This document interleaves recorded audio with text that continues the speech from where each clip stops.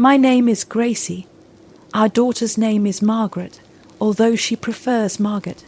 She's definitely her daddy's daughter. We don't get along very well.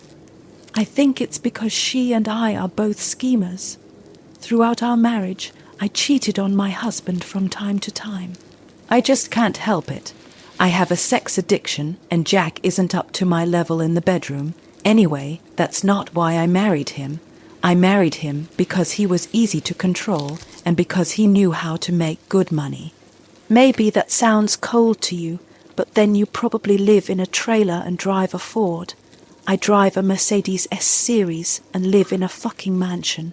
If you've decided to settle down or haven't prepared for the future, don't judge me. Jack never cheated on me. He used to be like an adorable puppy who followed me everywhere. I taught him everything in the bedroom. Luckily, he believed my claim that I learned it all from the internet. I'm saying he's not up to my level in bed, but he's pretty darn close now, thanks to my training. Perhaps this is why I am so sad about our possible divorce. You see, everyone gets caught at some point. In my case, while I was having sex with a lustful citizen of the Dominican Republic, my daughter skipped school and filmed my sex in high definition on the camera of the phone I bought her. God, what a monster I raised. I should have had a fucking abortion, but she was the one who tied Jack to me when we were younger and doubtful decisions. Decisions hindsight never helps when you need it. When I got home that day, I saw her grin at me and run upstairs. That's when I walked into the living room and walked straight into a nightmare. My most recent sex scene was shown on TV. Jack sat in front of him with tears and a high-pitched sound coming from his chest. My husband slowly self-destructed before my eyes. I froze. My mind told me to run and grab the cord from the socket, but my body was in shock. We both watched me having hot sex with a young student in an ideal world. Even at this stage, my husband would be horny. Then we might just come to an understanding, but it wasn't to be. He finally jumped up and threw the remote at our very expensive UHD flat-screen TV. His head turned like a tower to face me. His eyes met mine, and all I saw was blind rage or hatred. I can't say exactly what it is. Jack, I can explain it was yes, it was an accident or God's providence, right. I thought I knew about the difficulties between men and women, how it rarely works out. And yet I kept trying like a fool. His hands clenched and unclenched. His breathing was ragged. For the first time since I met him, I truly felt afraid that he might hurt me. Strangely, it sounded like he wasn't surprised by my affair, but I didn't have time to think about it. Instead, he ran into the garage and I heard his truck start, an old Ford that he kept running. He always joked that it gave him farm credit when he went out and tended to his animal patients. Even after he stopped being a veterinarian, he kept that stupid pickup truck. Immediately after that, I heard the automatic garage door start to open, and before I could run into the driveway, he pulled out into the street. Please God, let him buckle up. I heard my monster, my offspring, also stood on the staircase and looked out the panoramic window. What the hell do you care? You did this to him. I shouted. What do you mean? I did this to him. My hopefully soon-to-be ex-mother. I didn't have sex with a guy while I was married, with a guy young enough to be my boyfriend. You are so monumentally naive. What an evil monster I raised. I needed her to get out of here. I started making a plan to save my life, and the first step was to send the prude to her grandparents. After I, of course, confiscated her phone and destroyed the DVD she burned so her dad could watch it. You are going to visit your grandparents. I would advise not to mention any of this to them. You no longer have any proof, and I can certainly make your life extremely difficult while you live under this roof. You're crazy if you think I won't be able to control your father once he calms down. So don't make a kid of me. At the end, I screamed. I thought that she ran upstairs in fear, but then I did not yet know about the cloud. Fucking computers. A day passed, my daughter was safely, or so I thought, hidden where she could no longer harm me, and my husband finally returned home. His eyes were red, and he looked like he was still awake. I rubbed my eyes furiously when I heard him arrive without me changing my clothes.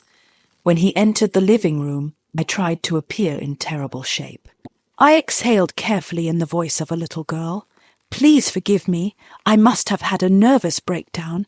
I sniff. I don't know what came over me to allow this to happen. His gaze was cold even despite the pain. His gaze was full of some incomprehensible emotions. I slowly stood up and hugged him, but noticed that he did not return my gesture. He just stood there like a fence post or a tree unyielding. I failed you, us, and our daughter. I can't undo what I did. I love you, sob, and I won't fight if you want to leave me. I took a calculated risk. It could have gone either way, but I think the odds were definitely in my favor. Finally, he spoke. Would you please stop rubbing yourself against me, because I can't concentrate when you do that. I'm tired, and I need more time to think without your influence. I'm going to sleep in the bedroom for a while with the door locked. So you need to take everything you need from there and go to the spare bedroom. It's good that he didn't fall for the divorce gambit. I ran upstairs and grabbed a few things from the closet and master bathroom, then took them to the spare bedroom down the hall. When I was returning, the lock on the door clicked. I knocked lightly on the door. Jack, can we at least talk soon? We can talk in the morning. Now came the hardest part. I needed to look even worse, so I avoided drinking water or eating. I ruffled my hair even more and stuck my finger down my throat to vomit, some liquid on my sundress. Some carefully applied snot also completed the look. In addition, I placed a glass of vodka next to me and applied a little vase line to the back of my hand. I forced myself to stay awake the rest of the day and night to increase the appearance of fatigue. When Jack came down the next morning, I quickly rubbed Vaseline on my teeth to keep my lips open in the semblance of a smile. I also splashed a couple of drops of the remaining vodka in my eyes to induce redness and tears. It hurt like hell, but it was necessary. I saw that he looked much better, although he was devastated. Even better was the obvious concern on his face about my appearance. He still loved me. I had a chance. Oh my God, Grace, you look terrible.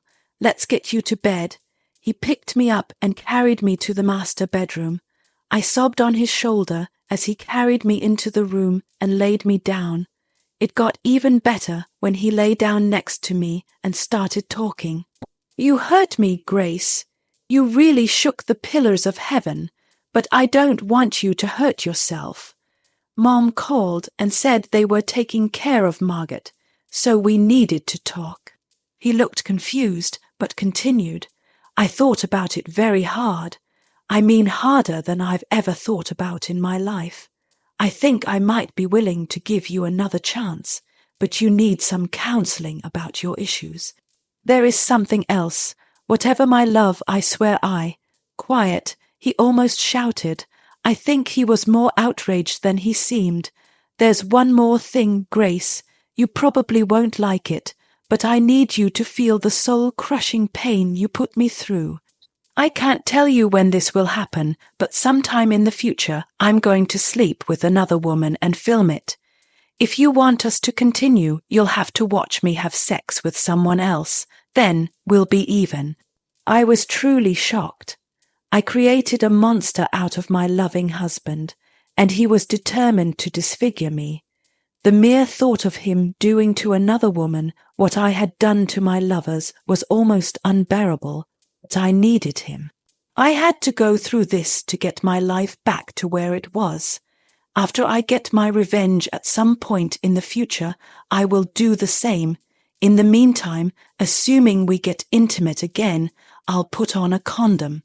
Given my trust issues, I can't risk having another child, so you can try to tie me to you even more. I understand, Jack, my love. I don't want to feel the same pain, but I will do this to keep you. I will go through anything for this. I thought it was a little stupid, but you have to do what you have to do.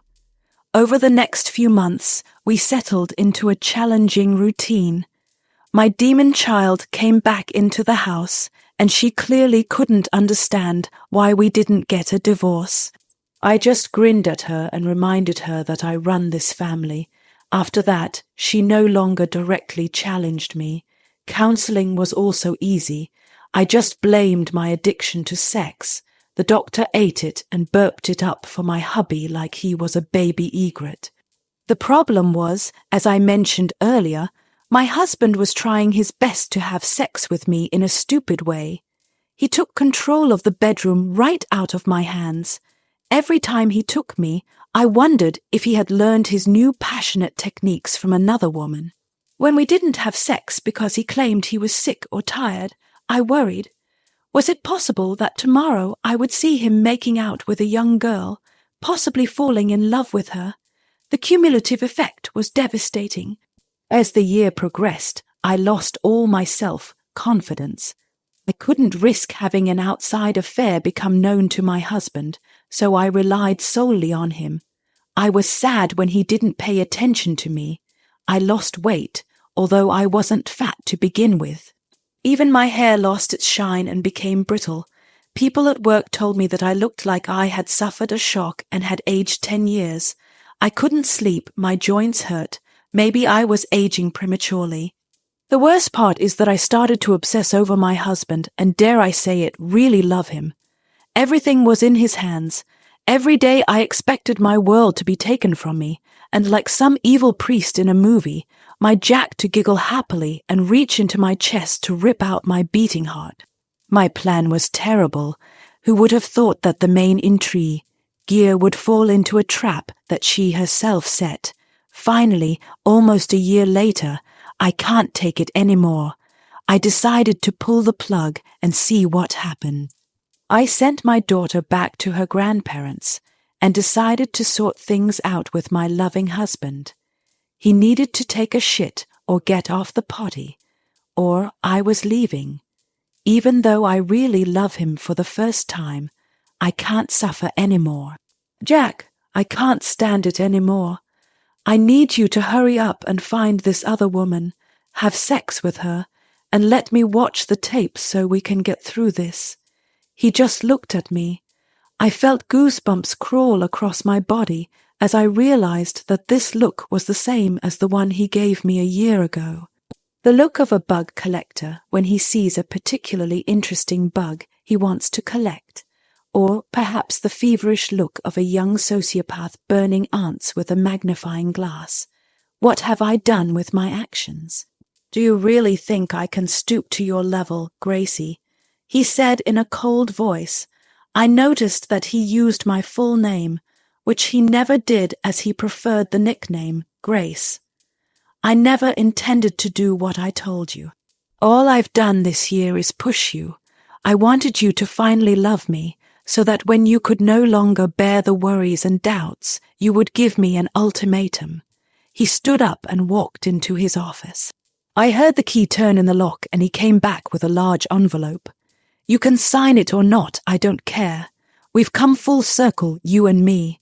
I don't care one iota about you anymore, and you seem to love me. I wouldn't care, while you have a hard time imagining me sleeping with some woman out of revenge. You see, now you feel what I felt before. You know what it's like to wonder every day if the one you love is going to give up that love and trust for just sex.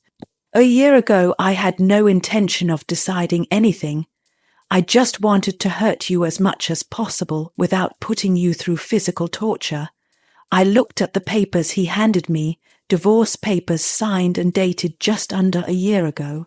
My tears blurred the details, but at the moment they didn't really matter. There was one chance Gracie won. If during this time you had admitted everything, stopped trying to pass it off as some kind of mental problem, and actually apologized, we could have made peace. But you didn't. You were dodging and trying to get out just as I suspected. I'm not stupid, Gracie. I have had my suspicions for a long time, and I am quite sure that this student was not your first outsider. I let it go because of our daughter and because I loved you then. Anyway, we're done. Sign the papers if you want, but either way, take your things and leave. Margaret will stay with me. She's old enough to choose, and that means I'll run the house until she finishes school. You make more money than me, so good luck getting alimony. Leave. Margaret will be home soon, and I don't want you here. I was Frankenstein looking at what I had created. I doubted that I would die of pneumonia anytime soon, but inside I was as dead as the monster's creator, Mary Shelley. He planted it all. I even had to wonder if his suspicions and plans began around the time he decided to become a truck driver. This certainly changed the balance of money earned between us and reduced my chances of using alimony as a weapon to delay the divorce. He was also right that my daughter was old enough to determine where she would live for custody purposes. In truth, the agreement was more than fair. Since he was making less money and would likely become the custodian, I could be forced to pay him child support. I could sue the whole thing, tie it up for months or years, but the enormous economic cost of having a lawyer work for so long makes it foolhardy. Since I had few options, I reluctantly signed the papers there and then packing a few things before leaving. I can just have the movers pick up the rest.